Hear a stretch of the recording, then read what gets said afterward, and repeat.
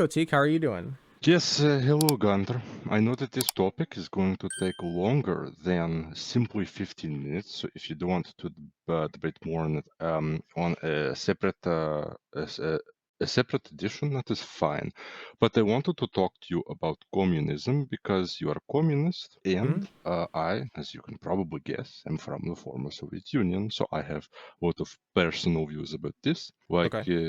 Do you believe in this kind of Soviet like kind of communism where everyone is supposedly equal, but then you still have you still have the people in these upper classes that they own the factories because it is supposedly communal ownership. Like everything belongs to the people, but do not get caught stealing anything from your job, for example, this kind of stuff. Or the What idea of the communal housing that was often just concrete, poorly distributed. what I believe in is there are a few, bumper sticker phrases I could throw at you. One of them is nobody gets what they want until everyone gets what they need. That's one. Mm-hmm. And we can talk about that if you want. Two, to each according to their needs, from each according to their abilities. Those are the two main ones, really. And I think that whatever system we end up setting up that accomplishes those two things primarily is a good one, at least at that level. What you do after Mm-hmm. that, if you expand upon that and you end up having like a dictator who, just owns 90% of all the world's wealth and the rest of the 10% gets spread out among the rest of the populace, obviously I don't like that. I think that there should be democracy, worldwide democracy, and democratically elected leaders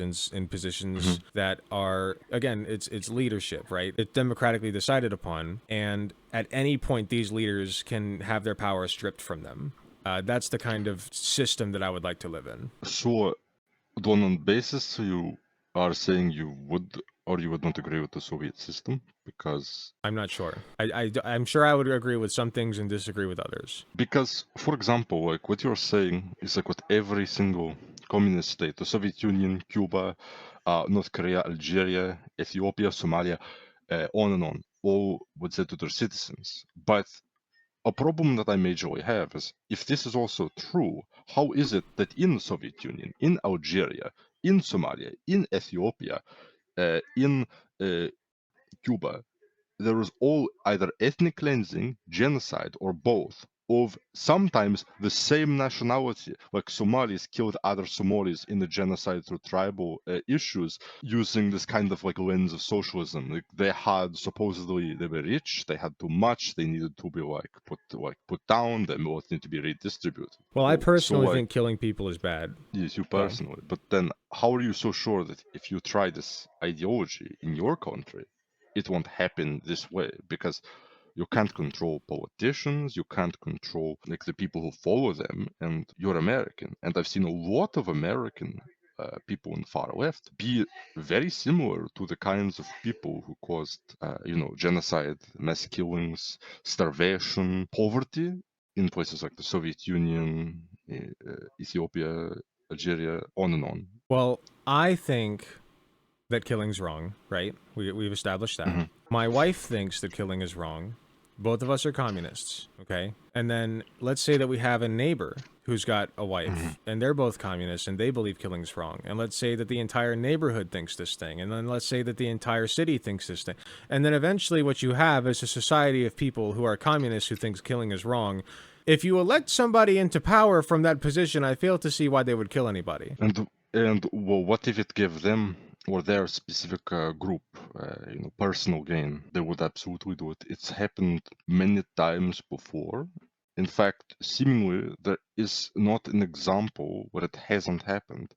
Even when everyone likes to point out to Tito in Yugoslavia, he still to conduct his dream of the multi-ethnic Yugoslavia that very few people truly seemed to want at the time. There were thousands, tens of thousands of people in prison camps where they were tortured and they were executed and their families were tortured, all because they thought that their specific federal republic deserved more autonomy, or they simply stated that they were different from another group, which would have been a fact in Yugoslavia. The Croats, Serbs, Bosnians, Slovenians, Macedonians, these are different nationalities. These are different groups, different histories, different traditions. Even if some of them speak very similar dialects, that does not matter. And this idea always seems to come out that everyone needs to be united until it is not beneficial.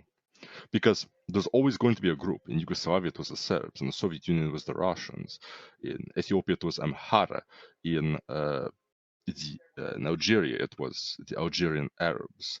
In Somalia, it was the tribe of the ruling communist party. They all got special treatment over other tribes, and there was killings in other people to a point that even I can say in fascist countries there wasn't necessarily ethnic cleansing always, at least not in such a typical degree. Of course, I'm not defending fascism, but I am saying that there must be something about this form of thought that can easily be perverted into this. I don't think so. I think that there are corrupt people, of course, and there will always be corrupt people. I understand that. But Mhm. ultimately, like in theory, right? If we had a society of people in which we teach them that killing is wrong and the rest, like it sounds like what Mhm. you think is that killing is kind of intrinsic to communism. Like you have to kill people in order to enact communism. Do you think that? To an extent, yes, because, for example, like if you believe, that there is a class of ultra rich people who control politics and you cannot get anything done with them, well, what do you do about them? And who do you count in that ultra rich class? Uh, like I'm a businessman, and there Hmm. are people who are communists who say that I am a leech, that I should be killed. It does seem that yes, the communists do have a sense where like there is a blood level to it. Even in Marx's and Engels' writings, after the revolution of 1848, Marx stopped being liberal. And he stated that because of what the Hungarian revolutionaries did, how they killed their lords, and the Slovaks who helped them do it, and other allied nationalities, that this is an example of a good revolution. And Engels' support of the Paris Commune, which also was built on blood. It does seem that Marx supported blood, and his states that came from his ideas did too. Hmm. Like, of course, obviously, there's not that much time. Like, if you want, we could be able to discuss this more on a larger scale in the future, obviously. But like, you Okay, can yeah, go. we can definitely do that. If you want to DM me, we can set up a conversation at some point, Yes, yes, yes. and we can go for like I usually try to keep them to an hour, but I've gone as long as two. It just depends on how much Yes. I'm enjoying it. Yeah, it does seem you would be interested in this, I think, because like obviously you're a communist, you have ideology, and maybe I can get you to research into some of the history of the Soviet Union or Sure.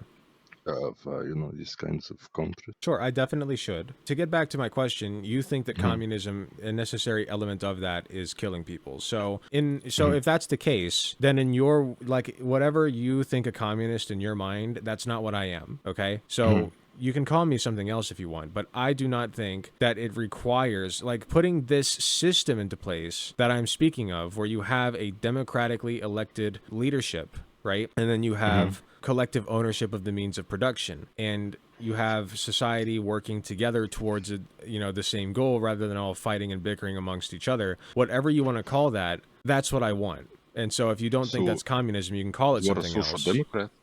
You're a Sure. social democrat. You believe Sure. in normal liberal democracy, capitalism with higher regulations, kind of stuff. I do not believe in capitalism, no. Mhm. Unless Fantastic. I don't know what your definition of capitalism is, so we could get into that if you want. I think it's silly to look at somebody who calls himself a communist and then immediately be like, "Oh, well, this guy wants to kill people." Like he has an Mhm. ideology which necessitates killing people. I don't see that in the core principles of communist ideology personally. But if that's what you think, then that's not what I am. I'm not a communist in your head. Mhm. Understood. Okay. And I don't think that it requires killing in order to have a global Mhm. society working together toward the future. In fact, I think the And opposite. how do you get that global society without coercion and violence? Without coercion, meaning what do you mean violent coercion, like Like threatening? coercion, violence, all of this kind of stuff, normal political tools. Because you know, Hmm. there are going to be people who disagree and don't want to be live in a global society. I mean, fundamentally, I think that all humans have good inside of them.